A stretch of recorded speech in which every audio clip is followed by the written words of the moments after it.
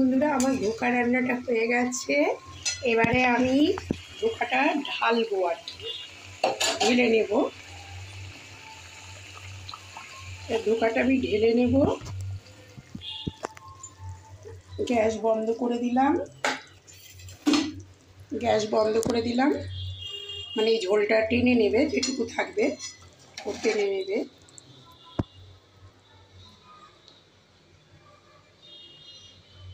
তার জন্য আমি একটা বাটি নিয়ে নিয়েছি।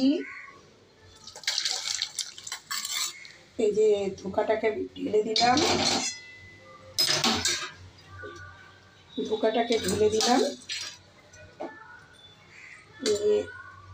এই যে একটা ধোকাও মানে আর কি হয়নি। আজকের এইটুকুই, আমার ধোকা রান্না কমপ্লিট।